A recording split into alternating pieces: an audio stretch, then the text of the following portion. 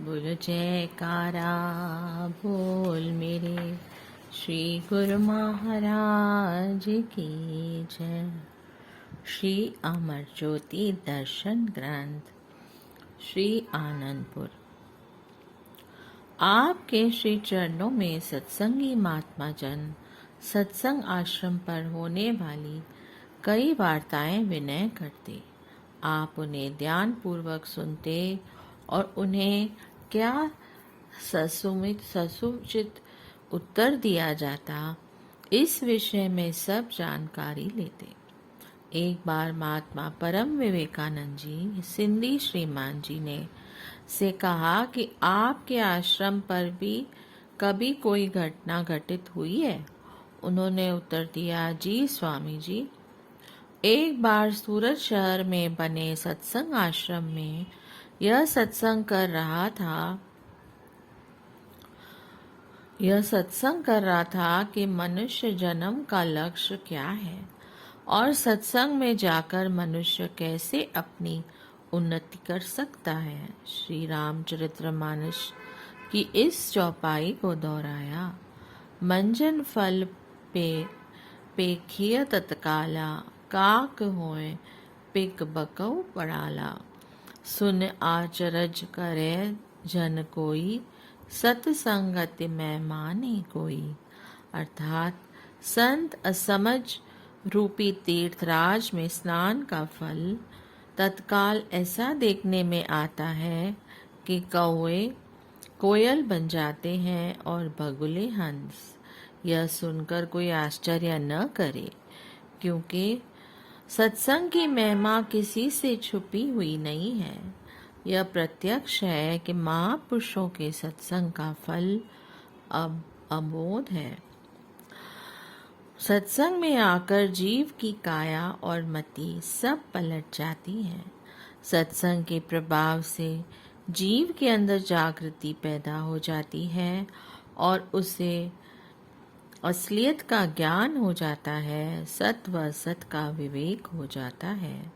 एक व्यक्ति ने जब इस सत्संग को सुना तो वह दूसरे दिन अपने घर से एक भैंसा ले आया और कहने लगा, महात्मा जी, आपने सत्संग में कल कहा था कि सत्संग सरोवर में गोता लगाने से काया पलट जाती है। कृपया मेरी इस भैंसे को भैंस बना दीजिए। हमने उत्तर दिया, हाँ भाई, काया अवश्य पलटती है, परंतु उसके लिए पहले सत्संग में आकर उसके यथार्थ सत्य को समझने की जरूरत है। यदि तुम काया पलटना ही चाहते हो तो हमारे साथ श्री आनंदपुर में चलो। वहाँ की धरती के कण कण में जीव के मन की दशा को पलटने का अनोखा ढंग है। पहले श्री आनंदपुर दरबार के इस आश्रम में आकर सेवा करो, महापुरुषों के बताए हुए नाम का सिमरन करो। पुनः स्वयं ही जान जाओगे कि कैसे शीघ्र मन से माया का आवरण दूर हो जाता है और काया पलट जाती है।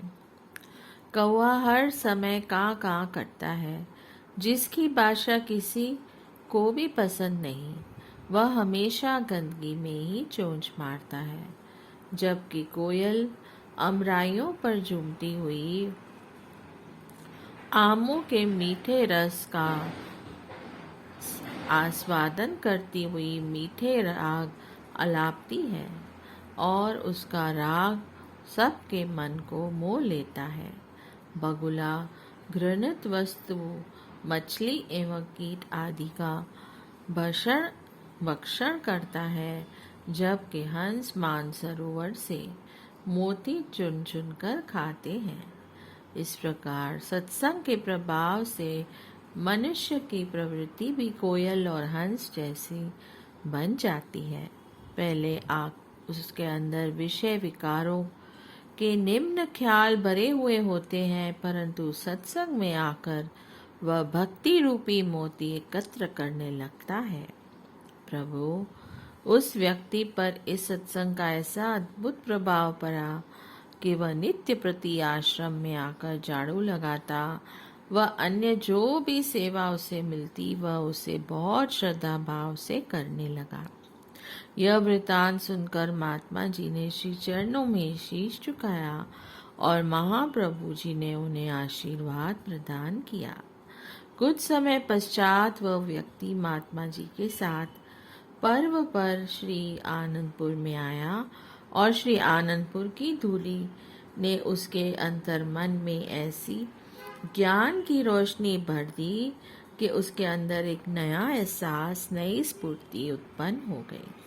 थोड़ी देर पश्चात वह श्री दर्शन हेतु हॉल कमरे में पहुंचा। वहां बैठे महात्मा जन एवं गुरुमुखों के चेहरे उसके दिल दर्पण में एक विशेष भक्ति का प्रतिबिंब बनकर उतर गए। श्री सद्गुरुदेव जी महाराज जी ने तेजोमय नूरानी श्री दर्शन करते ही उसकी अंतरात्मा दिव्य आनंद के महासागर में डुबकियां लगाने लगी। सत्संग प्रवचनों ने तो जैसे उसके जन्मों के बंद कपाट खोल दिए। सत्संग की समाप्ति के पश्चात वह जब मत्था टेकने श्री चरणों में उपस्थित हुआ तो आपने सहज ही फरमाया कि आओ भक्त जी, क्या हाल है। उसने क्षमा मांगते हुए विनय की, प्रभु सचमुच ही आपने हम अज्ञानी जीवों के कल्याण के लिए यह जगह सत्संग आश्रम बना दिया है। महापुरुषों के उपकारों का ऋण नहीं चुकाया जा सकता। यहाँ आकर जो आत्मिक सुख मिलता है उसकी महक से अंतर मन प्रफुल्लित हो जाता है। जीव की काया भी पलट जाती है। यहाँ के शांतमय वातावरण में आकर पुण्य बाहर जाने को मन ही नहीं करता। यह मेरी अज्ञानता और भूल थी जो मैंने भैंसा लाकर उसे भैंस बनाने के लिए महात्मा जी को कहा। श्री प्रभु जी ने फरमाया, महात्मा जी से उस भक्त के विषय में सारा वृतांत पूछा। श्री वचन हुए, भक्त जी, यह सब सत्संग की महिमा व प्रताप है। जीव के कोई जन्मों के पुण्य एकत्र होने पर उसे सत्संग की प्राप्ति होती है। माया का पर्दा दूर हो जाता है, परंतु असलियत का ज्ञान होने पर जीव स्वयं ही सत्य को अनुभव करने लगता है। बताओ अब तुम्हें क्या चाहिए। उसने पुण्य विनय की, महाराज जी, मेरी बुद्धि सीमित है। जिस वस्तु को प्राप्त कर सच्चा लाभ मिल सके मुझे कृपा करके वही प्रदान कीजिए। श्री प्रभु जी ने मुस्कुराते हुए उसे आशीर्वाद दिया। उस पर कृपा दृष्टि करते हुए फरमाया, भक्ति करो, सुमरन करो, सेवा करो, सत्संग में मन लगाओ। यही मनुष्य जीवन की अपनी पूंजी है। भक्त जी, आपने सहज में ही अपने बोलेपन से वह विशेष वस्तु प्राप्त कर ली जिसे कई वर्षों की तपस्या के पश्चात भी नहीं पाया जा सकता। श्री सद्गुरुदेव जी महाराज जी से अनमोल वचनों की दात को पाकर और भक्ति के गहन रस्यों का भेद जानकर वह भक्त हृदय से आभार प्रकट करता हुआ अपने भाग्यों की सराहना करने लगा। आपने एक बार पर्व पर श्री वचन फरमाए, मनुष्य जन्म जीव को पूर्व पुण्य संचित कर्मों से मिलता है। सौभाग्य से सत्पुरुषों के सत्संग में आने से उसे ज्ञान की रोशनी मिलती है। इससे वह अपने सर्वश्रेष्ठ मानव जन्म के महत्व और उद्देश्य को जानता है। महापुरुष सदैव यही चिताते हैं कि संसार में दुख सुख हानि लाभ मान सम्मान आदि कर्मानुसार ही मिलते हैं। कुछ कर्म फल ऐसे होते हैं जो पिछले कई जन्मों के किए हुए कर्मों का परिणाम होता है और कुछ वर्तमान में किए जाने पर उसका फल सामने आता है।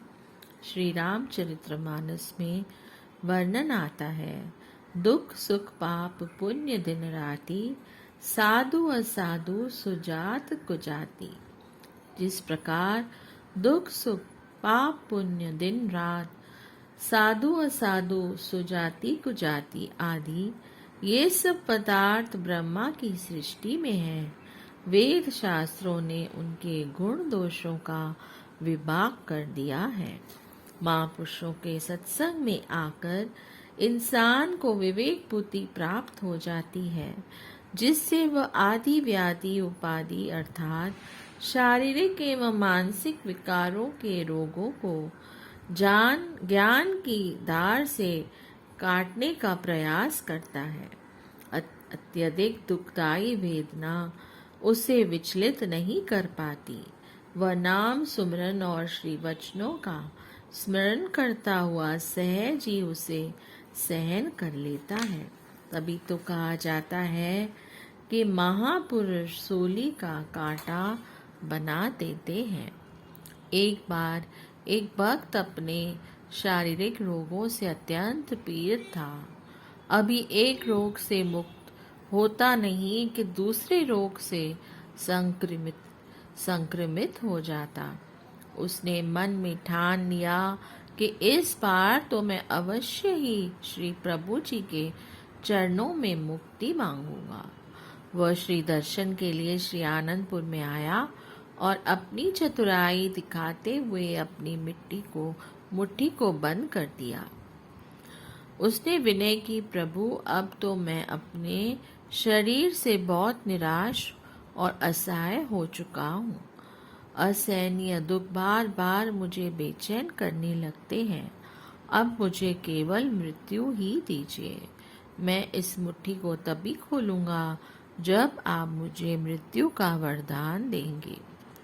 श्री प्रभु जी ने मुस्कुराते हुए फरमाया, भक्त जी, हम तो सबको जीवन दान देते हैं, मृत्यु हमारे पास है ही नहीं।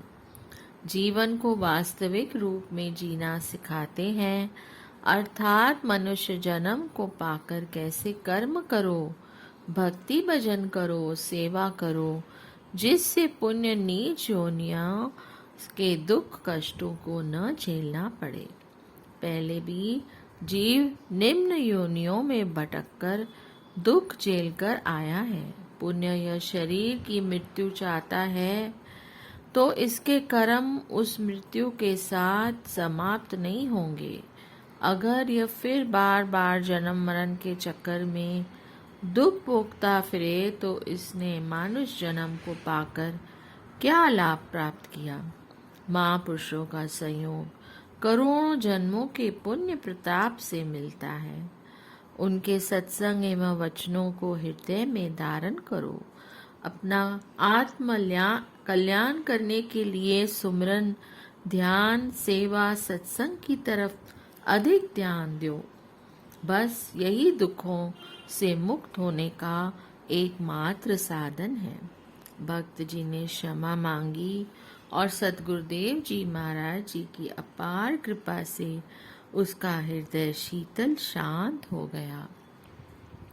इस प्रकार श्री आनंदपुर में श्री अमृत वचनों से सबको सरसाते हो और साथ साथ महान उद्देश्य को पूर्ण करने के लिए निर्माण कार्य करवाते। बोलिए जयकारा, बोल मेरे श्री गुरु महाराज की जय।